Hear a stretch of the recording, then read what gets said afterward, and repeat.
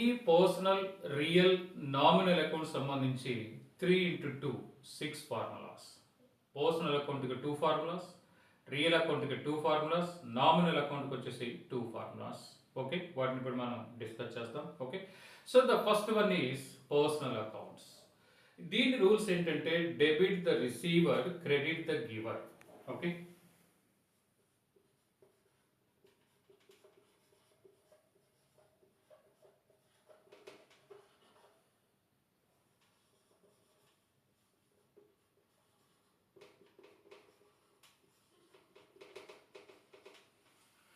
debit the receiver and credit the giver. So okay, so here the important terms are receiver and giver.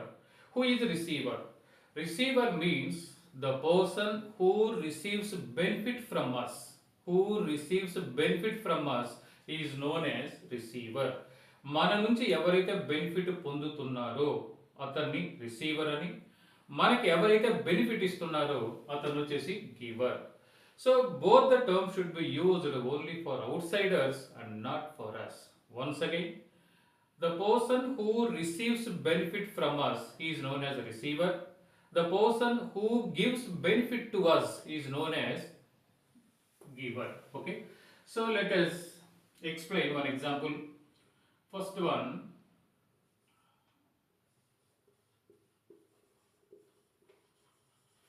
goods sold to Krishna.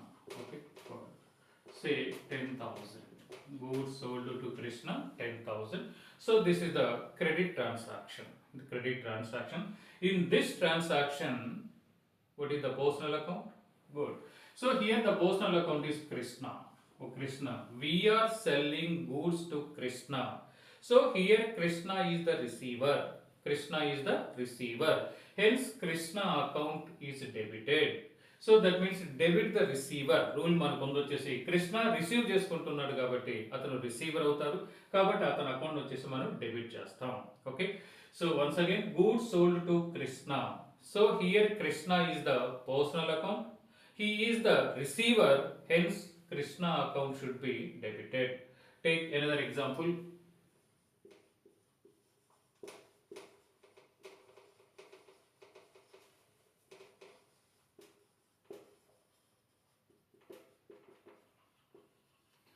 Goods purchased from Ravi.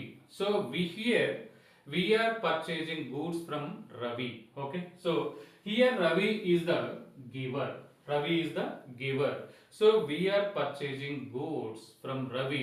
Ravi మనకిస్తున్నారు కాబట్టి అతను giver అవుతారు, కాబట్టి Ravi account వచ్చేసి should be credited. So ఇక్కడ Krishna account ఎందుకు debit చేసాం, ఇక్కడ Ravi account వచ్చేసి ఎందుకు క్రెడిట్ చేసాం. కృష్ణ ఈజ్ ద రిసీవర్ కాబట్టి డెబిట్ చేసాం, next Ravi is the giver కాబట్టి క్రెడిట్ చేసాం.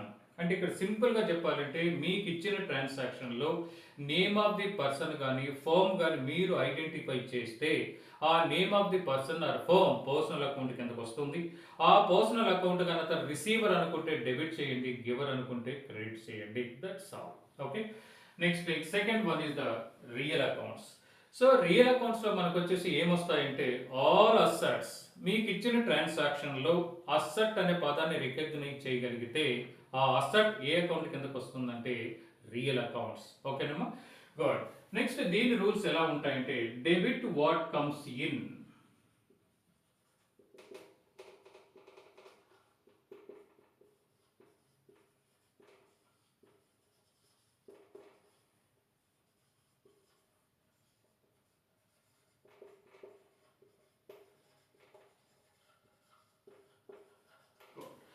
So debit what comes in, credit what goes out. So comes in అంటే మనకు రావడం, గోస్ అవుట్ అంటే మన నుంచి పోవడం. ఇక్కడ ఏవి మనకు వస్తుంది, ఏ మన నుంచి పోతున్నట్టయితే ఇక్కడ what. So what means asset. If any asset come into business, that asset account should be debited. If any asset go out of business, that asset account should be credited. So ఏదైనా మనకు asset వస్తే ఆ asset ని debit చేయండి, ఏదైనా asset మన నుంచి పోయినట్టయితే credit చేయండి. ఓకేనమ్మా. సో దీన్ని ఒక ఎగ్జాంపుల్ ద్వారా మీకు చెప్తాను. Furniture purchased from Suresh. Furniture purchased from Suresh. So furniture purchased from Suresh is the credit transaction. ఈ ట్రాన్సాక్షన్లో అసెట్ను కానీ రికగ్నైజ్ చేయగలిగితే మీరు ఆ అసెట్ రియల్ అకౌంట్ కిందకి వస్తుంది. సో ఈ ఎగ్జాంపుల్లో మనకి furniture is the real account. So real account formula ఏంటంటే debit what comes in, credit what goes out. దీన్ని ఇంకో విధంగా చెప్పాలంటే incoming asset should be debited, outgoing asset should be credited. అంటే ఇంకా క్లియర్ గా చెప్పాలంటే ఏదైనా అసెట్ మనకు వస్తే డెబిట్ చేయండి, ఏదైనా అసెట్ పోయినట్టయితే క్రెడిట్ చేయండి. ఇప్పుడు నేను చెప్పిన ఎగ్జాంపుల్లో వచ్చేసి ఫర్నిచర్ మనకు వస్తుంది కాబట్టి కమ్ ఇన్ టు బిజినెస్ కాబట్టి that furniture account should be debited. ఇంకొక ఎగ్జాంపుల్ తీసుకున్నాం, sale of plant and machinery to Tata company. Sale of machinery to Tata company. This is also credit transaction. In this transaction, the real account is plant and machinery. So plant and machinery is going out. Firm నుంచి వెళ్తుంది కాబట్టి plant and machinery ని ఏం చేస్తామంటే credit చేద్దాం. Okay, so debit what comes in, credit what goes out. ఏదైనా asset మనకు వస్తే డెబిట్ చేయండి, ఏదైనా అసెట్ మన నుంచి పోయినట్టయితే క్రెడిట్ చేయండి. Okay, good. Next come to nominal accounts. Debit all expenses and losses, credit all incomes and gains. Once again, so nominal accounts rules ఏంటంటే debit all expenses and losses, credit all incomes and gains. Okay, so ఇక్కడ expense అయినా debit చేద్దాం, loss అయినా కూడా debit చేద్దాం, income ని మాత్రం credit చేద్దాం, గెయిన్ కూడా వచ్చేసి మనం క్రెడిట్ చేద్దాం. మీకు ఇచ్చిన ట్రాన్సాక్షన్ లో just to identify whether the concerned item is an expense or loss or income or gain అలా రికగ్నైజ్ చేయగలిగితే చాలు. ఆ అకౌంట్స్ దేని కిందకి వస్తాయంటే మనకి నామినల్ అకౌంట్స్.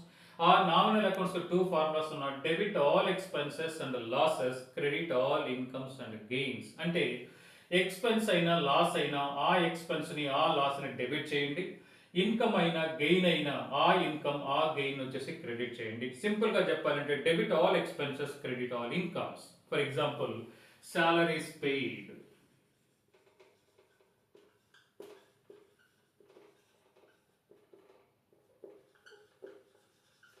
salaries paid వచ్చేసి 1 lakh. So this is the transaction, this is the cash transaction. So in this transaction what is the nominal account? Good. So nominal account here salary, salary is the nominal account. Okay, ఇప్పుడు ఇలా decide చేసిన తర్వాత ఆ nominal account ఆ salary మనకి ఎక్స్పెన్సా income అని think చేయండి చాలు. సో మన ఆర్గనైజేషన్ కాబట్టి we are paying salaries to our staff. మనం సాలరీస్ మన స్టాఫ్ ఇస్తున్నాం కాబట్టి అది మనకి ఎక్స్పెన్స్ అవుతుంది. సో ఎక్స్పెన్స్ ఏం చేయమని చెప్పాడంటే ఇక్కడ డెబిట్ చేయండి, ఎక్స్పెన్స్ వచ్చేసి డెబిట్ చేయండి. కాబట్టి సాలరీ అకౌంట్ ఏం చేస్తామంటే సో డెబిట్ చేద్దామంటే salary account should be debited. Next take another example, rent received, say 10,000. Okay, so here we are receiving rent, we are receiving rent. So rent received is the cash transaction. In this transaction the nominal account is rent. So nominal account మనకి rent, ఆ rent మనం receive చేసుకున్నాం కాబట్టి ఈ rent మనకి expense అవుతుందా income అవుతుందంటే మాత్రం ఇన్కమ్. Okay, income. సో ఇక్కడ రూల్స్ మనకు వచ్చేసి ఇన్కమ్ ఏం చేస్తామంటే క్రెడిట్ చేద్దాం. సో రెంట్ అకౌంట్ వచ్చేసి క్రెడిట్ చేద్దాం. ఇక్కడ సాలరీ అకౌంట్ వచ్చేసి ఎందుకు డెబిట్ చేస్తామని చెప్పాను, ఇక్కడ రెంట్ అకౌంట్ వచ్చేసి ఎందుకు క్రెడిట్ చేద్దామని చెప్పాను. ఓకే, సో మీకు ఆ కన్సర్న్ ఐటమ్ ఎక్స్పెన్స్ అనుకుంటే డెబిట్ చేయండి, ఇన్కమ్ అనుకుంటే క్రెడిట్ చేయండి. ఓకే, సో గతంలో మీతో మాట్లాడినప్పుడు ఒక 30+ ఎక్స్పెన్సెస్ చెప్పాను, ఆ 30% డెబిట్ చేయడమే, క్యాష్ను కానీ బ్యాంక్ కానీ క్రెడిట్ చేద్దాం, దట్స్ ఆల్. సో ఎక్స్పెన్స్ కి easy entry, concerned expenses and losses should be debited and concerned incomes and gain should be credited. Okay, once again మీకు ప్రీవియస్ గా చెప్పినప్పుడు వచ్చేసి ఎక్స్పెన్స్ ఒక లిస్ట్ ఇచ్చాను, ఒక 30+ ఎక్స్పెన్స్ డెబిట్ అవుతాయి, క్యాష్ కానీ బ్యాంక్ కానీ క్రెడిట్ అవుతుంది. అదే విధంగా ఒక 8 to 10 అనుకుంటాను వచ్చేసి ఇన్కమ్స్ లిస్ట్ ఇచ్చాను, ఆ ఇన్కమ్స్ అని క్రెడిట్ అవుతాయి, క్యాష్ కానీ నెక్స్ట్ బ్యాంక్ కానీ డెబిట్ అవుతాయి. అదే విధంగా అసెట్స్ కూడా మీకు లిస్ట్ ఇచ్చాను, ఆ అసెట్స్ మనకు వస్తే డెబిట్ చేయండి, ఆ అసెట్ మన నుంచి పోయినట్టయితే క్రెడిట్ చేయండి, దట్స్ ఓకే. సో ఒక్కసారి రీకలెక్ట్ చేద్దాం. Account means classified and summarised record of all transactions relating to A particular person, particular thing, particular article. So these accounts can be classified into 3 types: personal accounts, real accounts, nominal accounts. So personal accounts are those accounts which relate to persons or firms. Example, Rama account, Krishna account, Kavita account, Gopi account.